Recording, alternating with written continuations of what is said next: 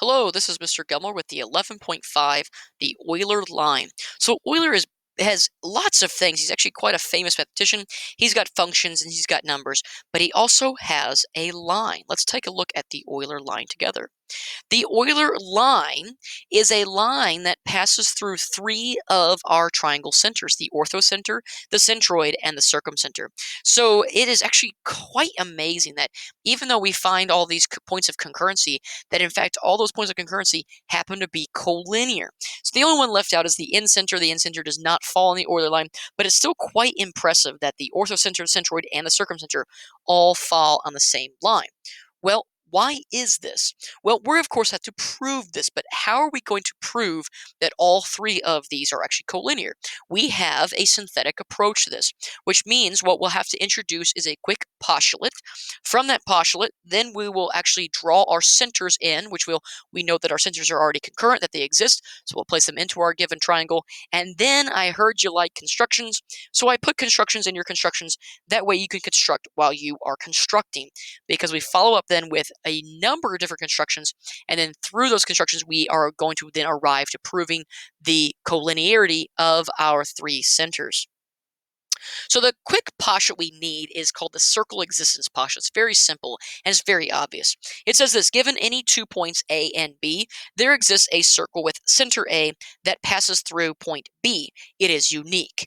Okay, so it's very much like our line existence postulate. The circle existence postulate just needs 2 points, just like our line. And through one of the points we can call the center, and the other we can then produce our circle, because with those 2 points, we have a length that we can actually determine to be the radius, and we then know we can define or construct a circle through those 2 points, or sorry, through one of the 2 points and letting the other be the center of our circle, which we will apply towards one of the very beginning of our constructions.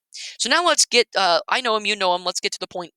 Let's place our orthocenter, our centroid, and our circumcenter. So our orthocenter, O, remember that's where the 3 altitudes are concurrent. The N, which is our centroid, that's where the 3 medians are intersecting. And then R is our circumcenter, which is where the 3 perpendicular bisectors of our triangle intersect. So I've got those 3 points placed within our triangle O, N, and R. Now, if you already notice that I've given you this triangle ABC, and I've gone ahead and placed the 3 midpoints. The 3 midpoints are going to come in handy here in a little bit, D, E, and F. And we're going to prove that O, N, and R all lie on the same line, the Euler line. So let's prove that they are collinear. So where do we begin? We actually begin with a circle. We begin by using point R, which is our circumcenter of our triangle here, which is the center of the circumcircle that passes through all 3 vertices of our triangle. So constructing the circle with center R that passes through point C, we then know that it also will pass through point A and point B. We've proven that since R is the circumcenter, it is equidistant from points A and points B. So we see now the circle has been constructed about center point R passing through point C. Well, we're going to continue with this circle here just for a moment, and we're going to construct a diameter. So follow with me. We still have our circle constructed. Point R is the center of that circle. Let's then, from point C, create a line from point C through point R and extend that line until it intersects the antipode point of our circle, which is the opposite point of point C. And let's call that intersection point G. So we have this line CG, which is now by definition a diameter. So through our constructions, right, we start our circle off, we extend that line out from C through point R, and then intersecting at our circle at point G. So again, CG is a diameter. Now we're actually to connect a couple other points to that point G, and we're going to watch as a couple neat things actually happen when we connect those points to point G. Because remember, keep in mind, CG is a diameter. Let's now simply connect point A to point G and point B to point G. And what happens then is we form a pair of inscribed triangles. Take a look at triangle AGC, so AGC, and BGC. GC. Those two triangles are in fact inscribed. Why? Well, their endpoints are all on the circle, and remember there's something special about this inscribed triangle. One of the sides is a diameter, right? CG is a diameter, which means something you'll prove as we walk through the proof of the Euler line, because all these constructions are going into the proof of the Euler line, that O, N, and R are collinear. What we'll prove actually is that angle A, this entire angle A, is now a right angle thanks to Thales' theorem, and that angle B is also a right angle thanks to Thales' theorem, because inscribed triangles that have a diameter as a side are in fact right triangles. So we'll see that actually is going to come up later on in our proof, that we'll know that GA and AC are perpendicular, and that we'll know that GB and CB are also perpendicular. Let's continue on with our constructions. We're actually going to add now in a couple altitudes. Now, keep in mind, altitudes are going to pass through the orthocenter, which is our point O. So now I'm not going to form the complete altitude. I'm only going to form a part of the altitude up to the intersection of the two altitudes. So let's take a look then at constructing two altitudes. So we're going to connect B to O and A to O. Those are, in fact, the altitudes. Now, I haven't finished off the altitudes, right, because they should intersect the line containing the outside. I'm going to have basically just truncate those lines at point O. But there's something special in that forms. Now that we've connected A to G and B to G, and now A to O and B to O, take a look at those four segments together: A to G, G to B, B to O, and O back to A. Do you see that quadrilateral that's formed? Well, you might have then a conjecture leading you to that special quadrilateral. It is provably true now that that quadrilateral AGBO is in fact a parallelogram, and we'll be using that fact with the parallelogram here in a little bit to continue arriving to our conclusion that O, N, and R are in fact collinear. So let's continue on with our constructions. We have a couple other constructions, last-minute constructions to actually create before we get to our beginning, essentially, of where to actually then move through our proof. So now we're going to connect a few other points. Let's connect G to O. So G to O is not a altitude, but G to O is a segment. We can create that. And we're also going to connect C to O, okay? And this is where our focus then turns. We have a new triangle to focus on.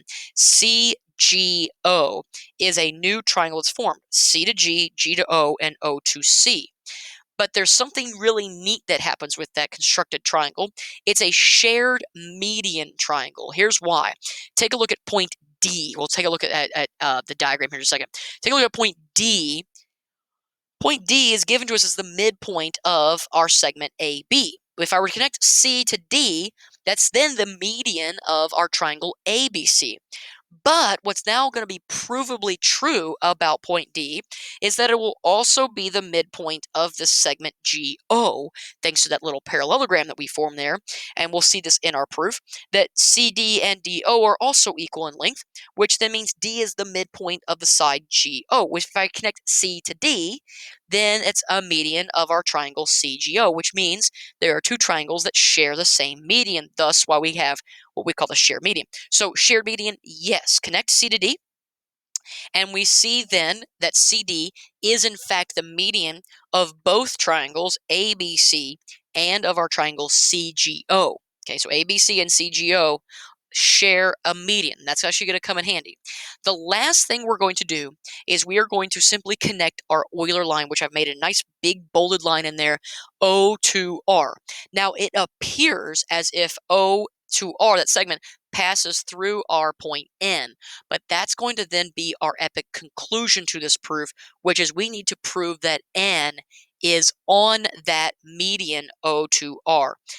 Because O to R, if you notice when we connect that, R is the midpoint of our segment CG. Why? Because segment CG is the diameter, which means R to G and R to C are equal in length. And so OR is a median and CD is a median. And we are then going to arrive at the conclusion that, yes, when medians intersect, they intersect at the to the point that is 2/3 away from the vertex to the midpoint of the opposite side, and there can only be one point that satisfies that, which is then point N, which means we'll prove that N must lie on the median OR. In other words, that O, N, and R will be, in fact, collinear, arriving to our conclusion that there exists this line called the Euler line, and it does, in fact, pass through all three of those centers: the orthocenter, the circumcenter, and the centroid. So now it begins. This is where you will pick up where I'm leaving off on the homework assignment. I will have the same diagram you see here on the homework assignment, and the proof is a bit tricky to kind of keep all the parts in place and all these moving pieces. And yes, it seems a little overwhelming. We started with this triangle ABC, and now we've got a dozen other triangles to look at and all these other types of segments we're focused on. And that's why I've made this proof guided. When you hop over to the worksheet, you will see that it is in a 3-column table format, and with the claim from and by columns, you will then fill in those claim from by columns starting off at the end of our constructions. So a few things as you jump into this. When you are in the column for the from column, you may refer to anything that we've done in the constructions, which means you may refer back to the given as a from. You may refer back to the constructions as one of your from reasons, saying, oh, well, I know this to be true from the constructions by, and then give a reason for that.